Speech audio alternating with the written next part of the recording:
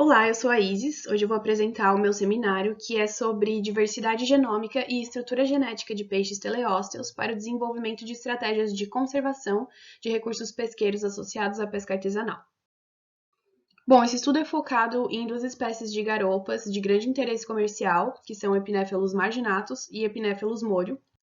Epinephelus marginatus é distribuída no continente sul-americano, desde o sul da Bahia até a Argentina, e Epinephelus morio é distribuída mais comumente na Bahia e no Espírito Santo.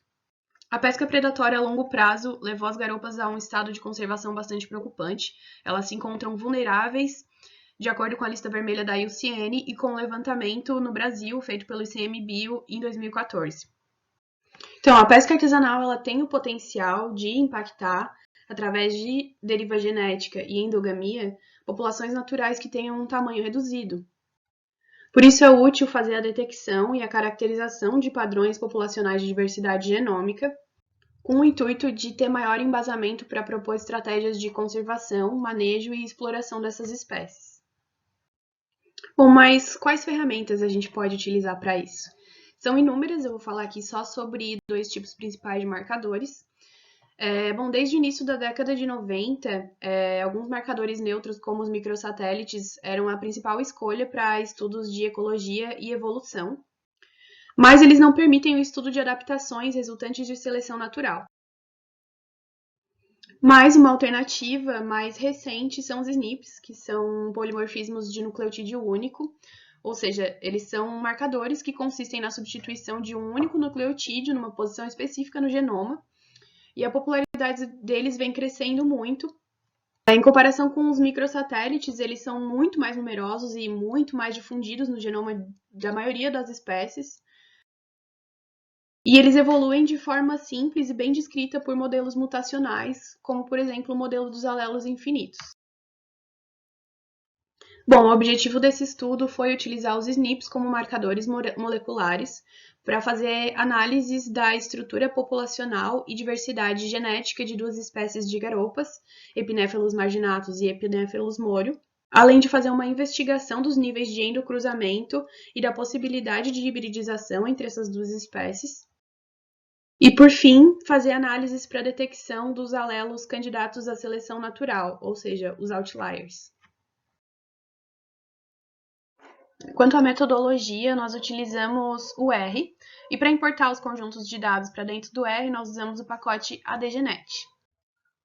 Para análise de componentes principais, ou seja, PCA, a gente usou o pacote AD4, também no R. E para a construção dos plots, a gente usou o ggplot2, também no R.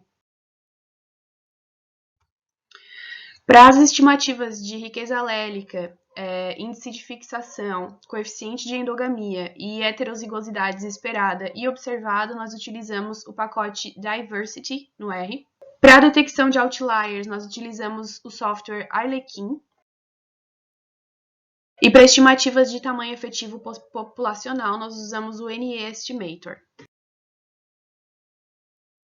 Quanto aos resultados da discussão, a PCA mostra que o primeiro componente explica 55% da variação e os pools de alelos são organizados de forma bastante distinta e sem conexão entre as duas espécies.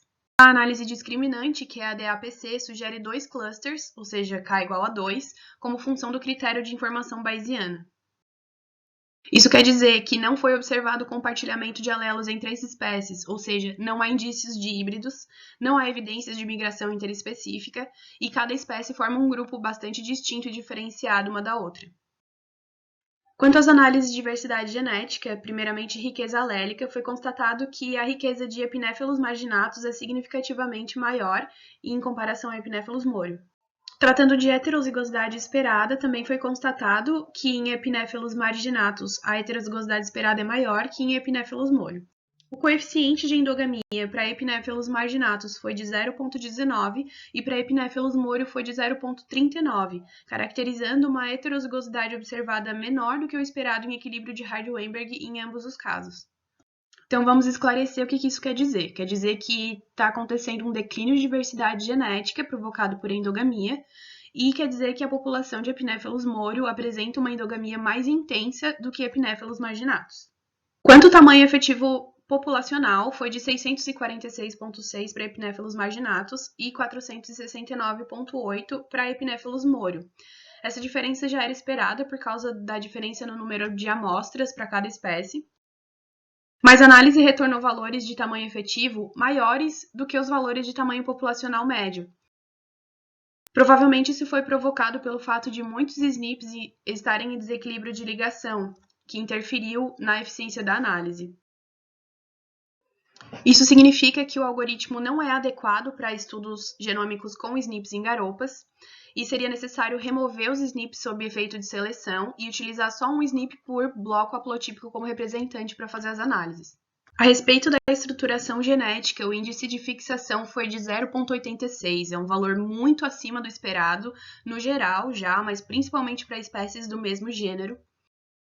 E a nossa análise de outliers retornou 2.949 SNPs não neutros, entre os 7.352 totais, ou seja, é uma proporção muito alta e é possível que isso tenha influenciado no índice de fixação anormal.